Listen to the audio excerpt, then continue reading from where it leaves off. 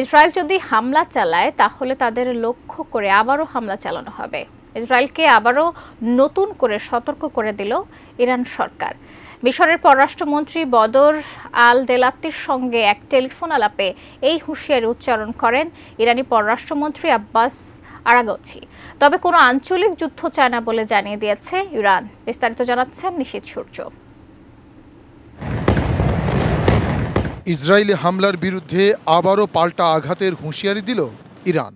সাম্প্রতিক সময়গুলোতে নেতানিয়াহু সরকার একের পর এক হুমকির পর তাদের মাটিতে যে কোনো ইসরায়েলি হামলার কড়া জবাব দেওয়ার দৃঢ় প্রত্যয় ব্যক্ত করল দেশটি।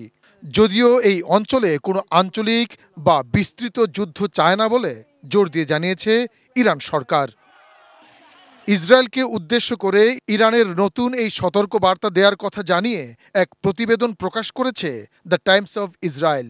ইসরায়েল হামলা চালালে পাল্টা হামলা চালানো হবে জানিয়ে ইরানি পররাষ্ট্রমন্ত্রী আব্বাস আরাগচি মিশরের পররাষ্ট্রমন্ত্রীকে টেলিফোনে বলেন, তারা যুদ্ধের জন্য ভীত নয়, বরং ইহুদিবাদী সরকারের নতুন যে কোনো আগ্রাসনের কঠোর এবং উপযুক্ত জবাব দিতে প্রস্তুত।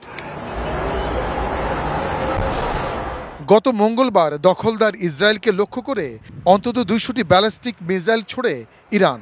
সাবেক হামাস প্রধান ইসমাইল হানিয়া, হিজবুল্লাহ প্রধান হাসান নাসরুল্লাহ এবং তাদের কমান্ডারদের হত্যার প্রতিশোধ নিতে ইসরায়েলে এই হামলা চালানো হয়েছে বলে তেহরানের পক্ষ থেকে জানানো হয়। কোয়ালিটি সম্পন্ন আন্তর্জাতিক মানের still bar CSRM, committed for better still. ওই দিন ইসরায়েলি প্রধানমন্ত্রী বেনিয়ামিন নেতানিয়াহু ক্ষোভে ফেটে পড়ে হুমকি দিয়ে বলেন, ইরান হামলা চালিয়ে বড় ভুল করেছে, এজন্য তাদের চরম মূল্য দিতে হবে।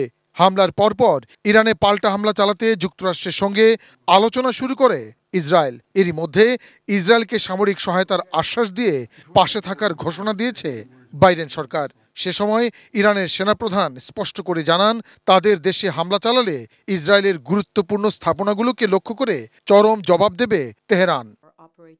এখন প্রশ্ন হচ্ছে, ইসরায়েল এবং ইরান কোন দেশ কাকে লক্ষ্য করে আবারও হামলা চালাবে? এমন উৎকণ্ঠা নিয়ে সেদিকেই নজর রাখছে গোটা বিশ্ব। নিশীথ সূর্য, ডেস্ক রিপোর্ট, এটিএন নিউজ।